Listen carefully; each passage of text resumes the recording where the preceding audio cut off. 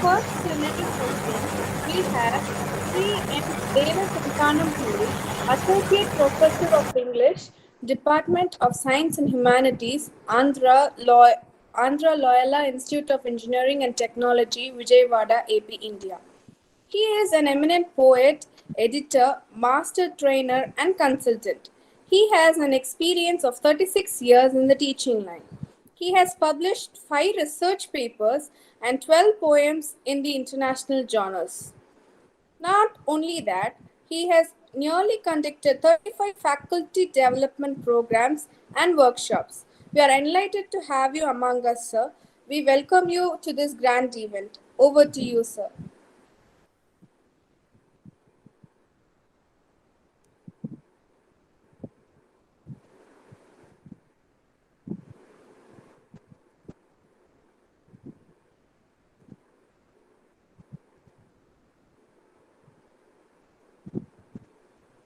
Sir, you have been muted, sir. Yes, sir. Rajesh, can you hear me? Yes, sir, but certain disturbance is there, sir. Okay. I've switched off the fan. Is it okay now? It's okay now, sir. Now, how do I make a presentation of my screen? Sir, you have to share, sir. There is a thing called present now. Yes. Screen. Yes. You have to click that. Yes, I did.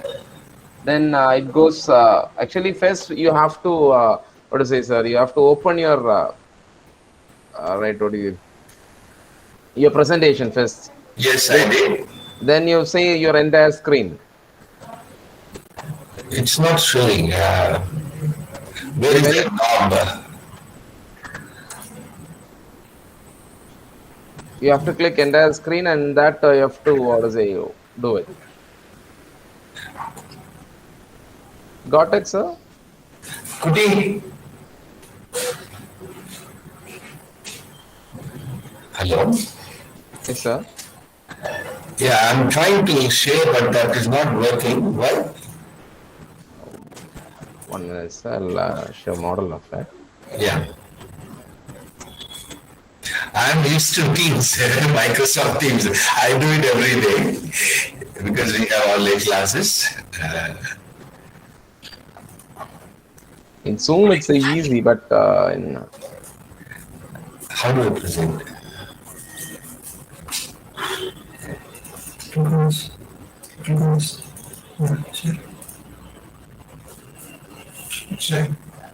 Okay. Is my screen visible? yes, sir. Nurturing. Okay, thank you.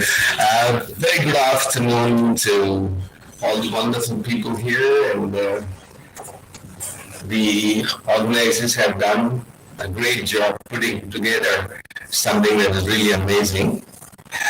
And when I was listening to the keynote address, he was talking about how important science and humanities, as the subjects have become in taking humanity forward.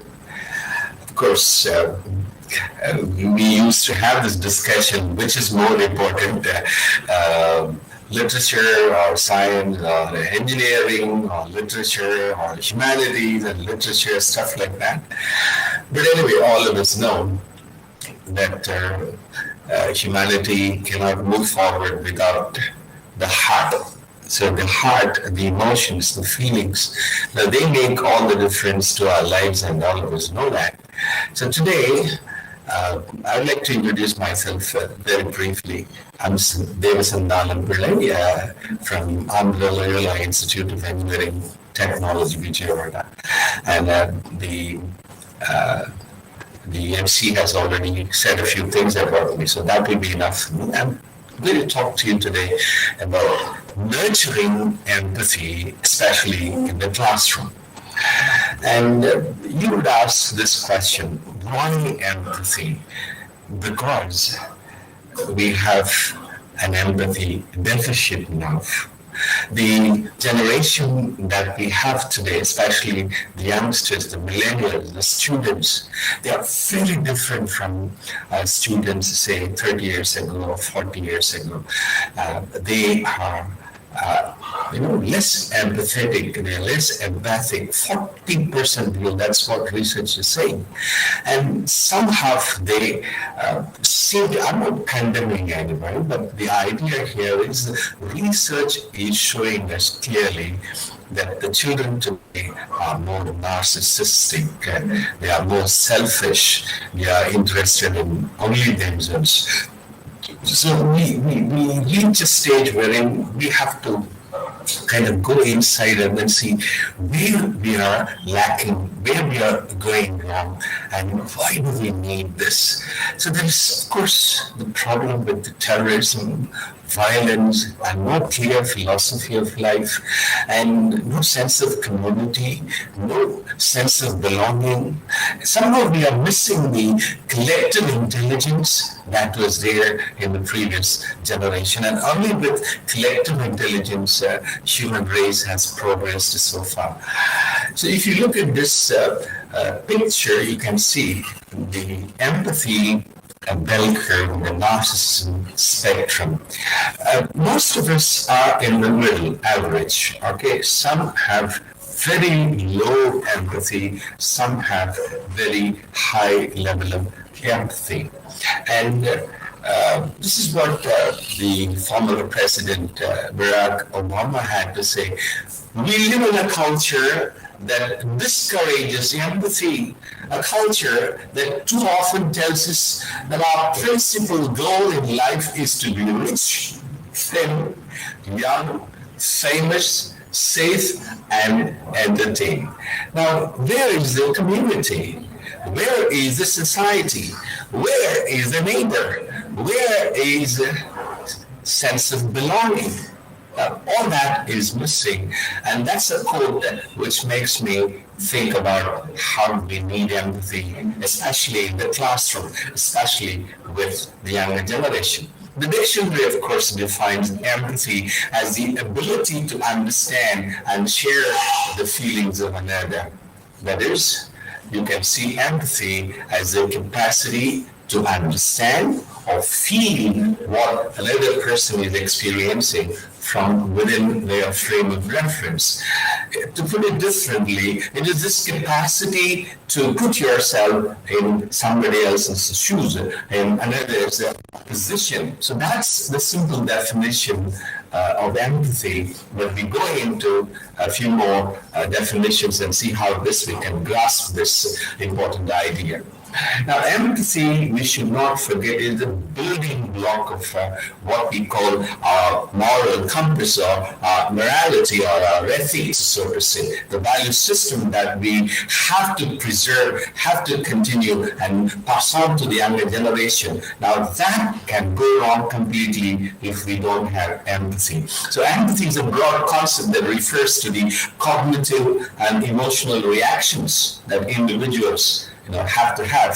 So this empathy increases the possibility, the likelihood of helping other people, and we are in a position to show compassion better. Of course, when we think of great religious leaders and prophets, we think of the compassion that they showed on the suffering humanity, especially Jesus Christ. It is synonymous.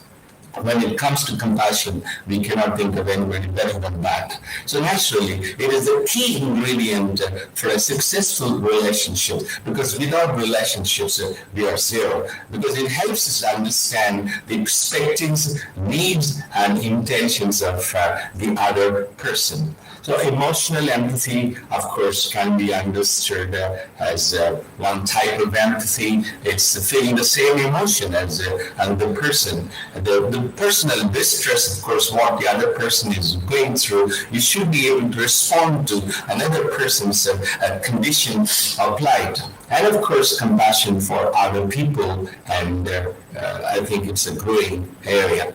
I would talk to you very quickly about cognitive empathy and affective empathy. Now, as you say, there are two broad categories of empathy. We have cognitive empathy and affective empathy.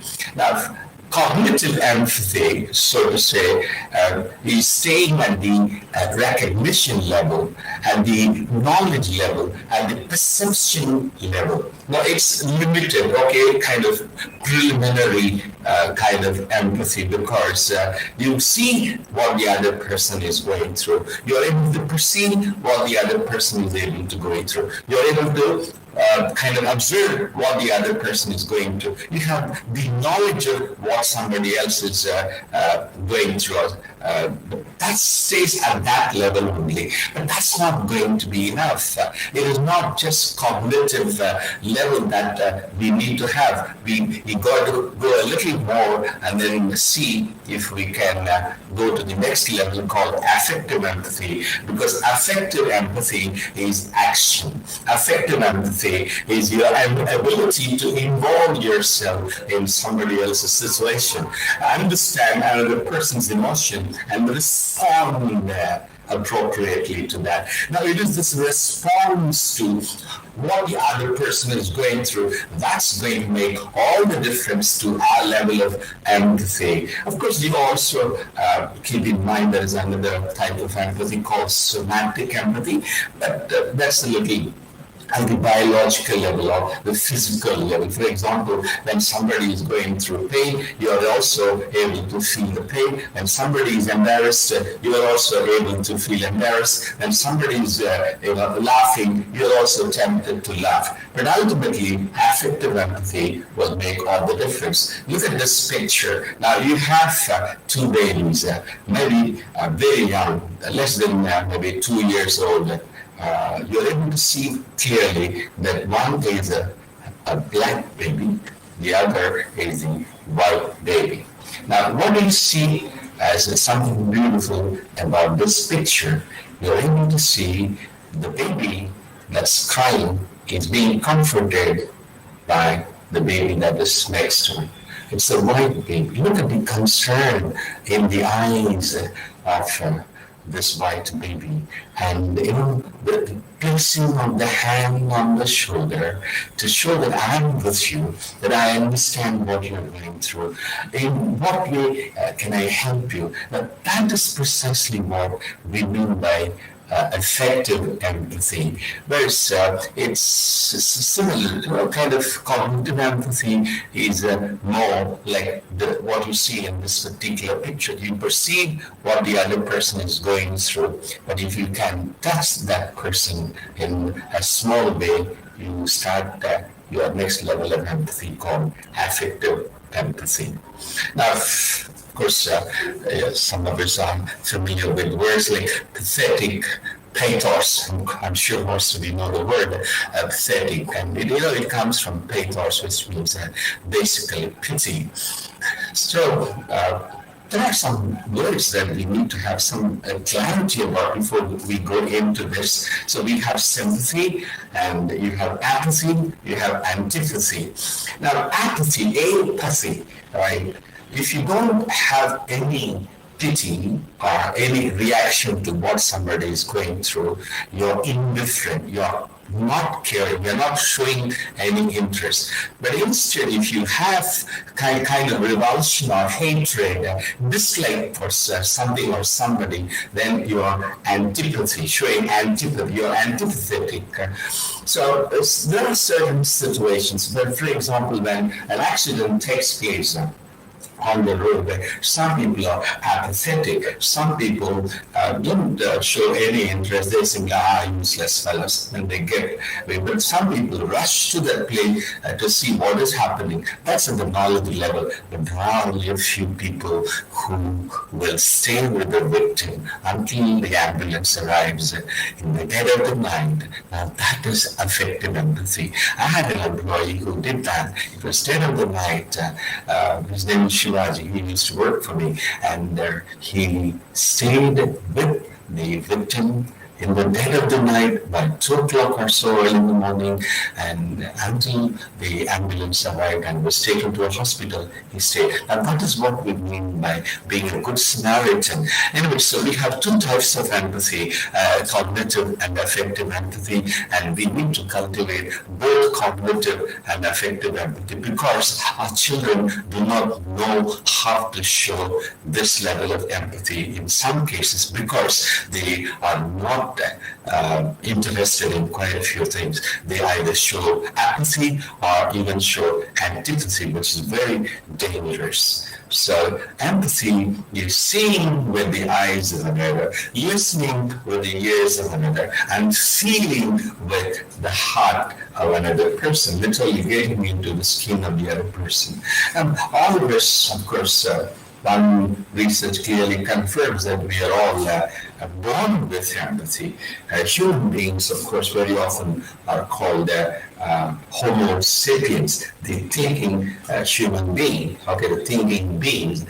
But it is not enough if you are Homo sapiens. You have to be Homo empathicus also, because we are Homo empathicus biologically, because our brains are hardwired for empathy. It is there in our system. It is there in our genes. It is there in our blood. But somehow not many of us are able to grow this into a beautiful trait or a skill.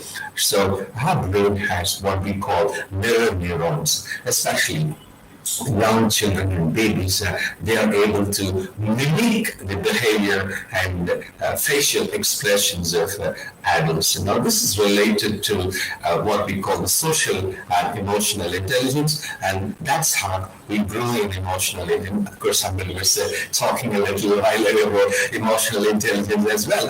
These mirror neurons and brain cells, fire when we see someone else doing something. So we all have mirror neurons in our brains. Look at this picture. You have the adult and the baby, hardly a few months old, and it is imitating what the adult is doing. This is precisely what we are born with. We are Homo empathicus. We have empathy in our blood. We have empathy in our brain. We have empathy in our bloodstream. But somehow, as we grow older, we lose this capacity for empathy, and we become insensitive and sometimes even cruel.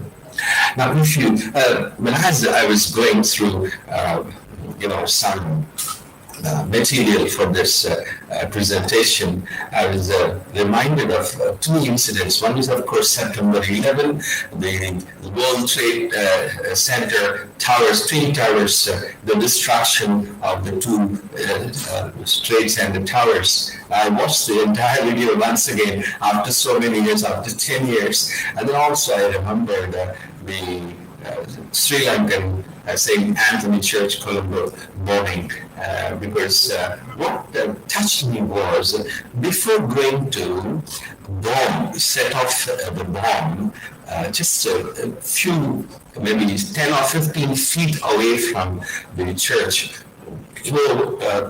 a man is walking with his small son, maybe 2.5, 3-year-old son, and this terrorist who is going to kill quite a few people by setting off that bomb is gently touching the cheek and showing the affection. Now, in Tamil we say kunjilba. Okay, so he was doing that. Now, how can a heartless, cruel killer be capable of that kind of affection, right? Why did he do that? That is what we mean. Of course, he was on a mission. It is that indoctrination which was preparing him to sacrifice himself. He was young, 25, not more than that. How can a young man who has not seen the good things of life kill himself and kill others for the sake of the indoctrination? Did he think about the families he was going to decimate, the families he was going to disturb with his bomb? Did he think of what would happen to the Muslim community? Because the Muslim community had to go through a lot of backlash, after this incident. Somehow we forgot all about the repercussions. Now, this is precisely what we meant. Where did he go wrong? Why did we have these things? Now, that is precisely where the difference between cognitive empathy and affective empathy. Now, terrorists may even have a lot of cognitive empathy, but what he's missing is this affective empathy, the ability to feel for the other person, the ability to feel with the other person. Now, I've already talked to you about mirror neurons. Okay, so these mirror neurons, of course, we have it in our system. So empathy allows us to have a more intimate, personal, loving relationships with our neighbors, with our relatives, with our community, and the entire world. Okay, now it was Hartley who said, you never really know a man until you understand things from his point of view, until you climb into the skin and walk around in it. So naturally, we have to get into the skin of the other person to fully know what it is all about. So there is a lot of difference between sympathy and empathy. Now, sympathy is simply feeling sorry for somebody, especially when they are going through something like a negative experience or a pain. Now, what is wrong with sympathy is that there is this emotional distance in sympathy, but you're not experiencing, because you're not experiencing the pain yourself. Now you're saying, it's sad that this person is having a bad time. Sometimes sympathy can also tip into pity. Now that's something that's going. Pity is an emotion that tends to dehumanize and belittle somebody. So you're making the other person small, and you're on a higher level, as if you're superior. Now that's why sympathy is inferior, and empathy, as you say, is walking in another's shoes. So it is an acknowledgement of a shared experience. Okay, it's like, I know how you're feeling. I know how much you're going through. I'm with you, I'm for you, they're beside you. So empathy is a vicarious experience. You need imagination. You need a little bit of experience. You need a certain level of experience, what the other person is going through, if you have. Now, I asked this question, will a man be able to fully understand what it is to even imagine what labor pain is, for example? I used to give that as an example. A man will never be able to understand what a woman is going through during her labor. Now, this is precisely, of course, if it is a cut or something, definitely we'll be able to, because we definitely would have got that experience, at least in our childhood. Some injury or cut become very easy. So empathy requires a little bit of imagination, a little bit of visualization, a little bit of personal experience of some kind, which is similar to what the other person is going through. So let us see. Feeling empathy, allows yourself to become tuned into another person's emotional experience. And of course, it takes courage to do this, because you have experienced real empathy. You'll be able to see what the other person is going through. So this quality of empathy assists somebody, a person, especially a student, in recognizing, perceiving and feeling the emotions of the other people, especially in a classroom where you have maybe 50 or 60 students coming from various backgrounds, especially there's a lot of disparity in India. I'll talk about that a little later. So people often empathize with others through their moods and behaviors. So I've already talked to you about how important it is to have compassion. Compassion is the combination of mercy and kindness.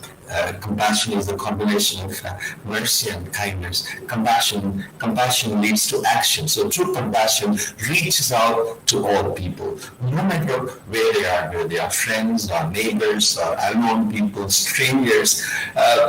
This kind of empathy and compassion will let you have compassion for other living creatures.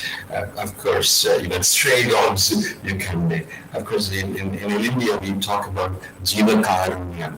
You show karuna to all living creatures. So it is the ability and the willingness to stand alongside someone and put their needs before your own is empathy. So it's a skill, of course, psychologists say, like emotional intelligence, empathy also is a skill. It's a skill that we need to hone. It's a skill that we need to grow in. We need to develop this as we go and experience life every day. So living a compassionate and empathetic life or empathic life is, of course, acquirable, learnable, cultivable. So it's something everybody is capable of. Every human being is capable of. What it takes, of course, is developing the right attitude, developing the right perspective, and of course using the right methods to sharpen this. Now, we come to this important question: why students? Now, of course, we are now not meeting our students every day. We have only virtual classes. We don't have any problems with attendance. We don't have any problems with classroom management. We don't have any problems with standing for 1 hour or 2 hours. We some have do not have the same kind of burden that we used to have in the past when we went to real classes. But today we have virtual classes. But I'm sure this pandemic will ease and we'll be able to get back to our regular classes. Then we'll have the types of teachers and types of students. Now, some teachers are cruel, autocratic, and they try to terrorize the students. I've seen with my, say, 36 years of experience, I have seen so many teachers. I've headed several departments, so I have seen quite a few of my own colleagues, all sorts of colleagues I have observed very closely. And one of those who were not really good in their subjects were autocratic teachers. And those who had some level of confidence about their own abilities and knowledge, they were democratic leaders. They were not overly strict. They, of course, they tried to maintain silence, but participation of students in the class was more not with autocratic types of leaders, but with the democratic types of leaders and teachers. So one way we can become role models with empathy is that we get to know the names of students and very quickly remember the names of those students and some details of the students. It is this ability to connect with the student. We first of all become empathetic, role models of empathy, and of course we should be able to make ourselves available outside class hours and then if possible available virtually through social media like WhatsApp and so on. And there's a lot of difference between fear and respect. Many teachers somehow bank on the fear element of the student, but only some teachers are able to gain the respect, admiration, and love of the students, and those students will stay grateful to you for the rest of your life for touching their lives. So as teachers, it is our responsibility to touch the lives of as many students as possible and help them develop right values, especially values like gender sensitivity, and then maybe ethos and morality and some of those things. And I have seen some teachers who are hard-hearted. They don't allow the student to stand up and say, "Excuse me, I want to go to the bathroom, washroom, or the toilet." And in one class where I worked in a private university, I was working, and there the teacher refused to let the student go to the washroom, and he pissed in his pants. Well, just think of this. It was such a painful lesson for some teachers, and I had to tell. Of course, I have done so many teacher training programs. The first thing I tell them, please don't do this. If a student stands up, don't even say, "Why do you stand up?" Now you simply let the student go. You understand, right? Maybe you can give a gesture like, "Okay, you can go." Now you're not going to lose anything. You're not going to lose the flow of thought. And I want you to understand that it is terrible if you don't understand what the student is going through, because quite a few students come without taking breakfast, without, sometimes without taking baths, because they're not able to meet the timelines that we have set for ourselves. So naturally, the body clock doesn't get used to quite a few things. So let us be compassionate. Let us be sympathetic when it comes to the demands of the students. So we can help the students develop empathy by making them understand that they can recall similar experiences, okay, and then see how best they can understand what the other person is going through. And of course, the other thing, we have been talking about how important it is to read books. Sometimes we can start with very, very simple story, short story. The more the students read, the better the imagination, better the understanding, better the psychology, better the heart becomes bigger and bigger. So in the Latin Mass, we have an expression called sursum corda. That means lifts your hearts, lift up your hearts is what we have in English. So even though there are only two words in Latin, and then I think in Malayalam they have a beautiful translation. I don't know how they managed to put it.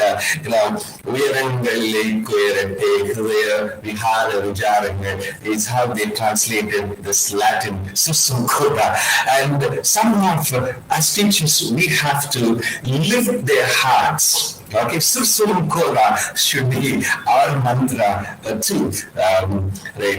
Marangale mele olippungal is what the Tamil translation says. So as teachers, it is our responsibility to let the students lift from where he is to a higher plane. With empathy, it is possible, because we are helping the students develop visualizing, develop imagination, develop sensitivity, develop tolerance, develop acceptance, develop this habit of appreciating diversity and difference. Because we have a lot of this us versus them attitude. We are different from they are. So this kind of divisive form, of course, quite a few divisive forces are working in our culture, and we need to somehow rise above these petty divisive forces, political forces, and then stay united. And I think this is the key. Empathy becomes the key to appreciate diversity and difference. So I would definitely try to build an empathetic community in my class, because the saying that no one cares how much you know until they know how much you care about them. So it is ultimately the highest form of knowledge. It is worth our investment in time, and we need to incorporate and build an empathetic community in our classrooms, and that is how we are going to make a difference, create an impact. And so this concern for others, there's a lot of selfishness, there's a lot of narcissism, self-love, and decline in empathy in the younger generation. So naturally, we need to create this concern and care for others. And then we need to instill in our children these virtues, because they are lacking in these virtue. So while empathy is declining, we are able to see. So we are homo empathicus. So the last thing that I would like to talk about is the outrospection. Now in Greek, of course, we have a saying, know thee student, which means know thyself. Right? It is not enough if you know yourself. What are you going to do with your self-knowledge? Your self-knowledge is absolutely useless if you don't have what is called outrospection. Outrospection is the opposite of introspection. If you go into yourself, you are able to study yourself. It's navel gazing. You are not going to gain much about knowing yourself. Of course, that's a preliminary stage only. But if you can go outside yourself and then see what the rest of the world is doing, what the rest of the humanity is doing, what is happening around us. So we have to develop what we call outrospection and become empathetic in our relationships. So remember this picture. It is not just knowledge, it is what you do with your life that's going to make a difference. Of course, one person can make a difference, and I think everyone should try. So that brings us to the end of this presentation. And I'm really glad that I was able to talk to you about this. I don't know whether I have taken more time than I should. Anyway, I'll be happy to take your questions if you have any.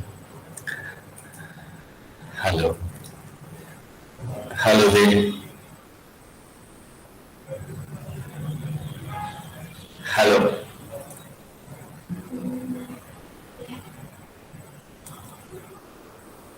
Hello, the organizer coordinator. Rajesh sure is there?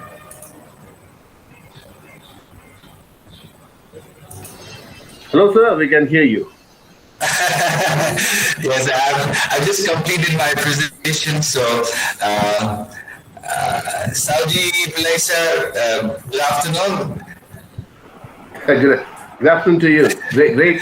Great presentation from you. Great presentation. It's very timely. I like to comment. It's very timely. Okay. Thank you so much. Any questions? I'll be happy to answer.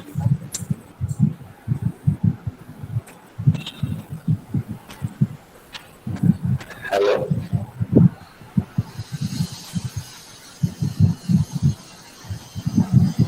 Hello, sir. Can you hear me? Yes.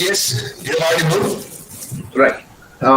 What I want to ask you, what changes you will be seeing from today after 5 years? What will be the major changes will be happening? What do you think in the academia? From which perspective? Teaching and learning. Okay. You mean post-pandemic? From here to 5 years, what will be the major shift in education sector? What do you think? What I have been listening to from quite a few sources is that blended learning will be making a difference. So, it's not just the physical classroom. It will be more like hands-on experience, virtual. We'll be making use of media, especially what we call integrated learning. We are going to have a lot of technology, right? A lot of the communication and the information technology will definitely revolutionize the way we are teaching and learning. And teachers will benefit a lot from ICT-enabled learning, which actually started this, what we call revolution in teaching. We are able to make the most of technology, and more technology will be used in our classrooms. And I'm sure that is what is likely to happen very soon. Right. Thank you. Happening in very few places. Yeah. Thank you. Welcome, sir.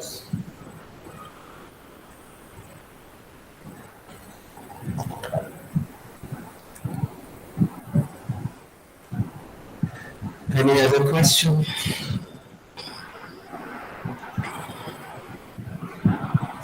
So can I ask you one more question, which came into my mind?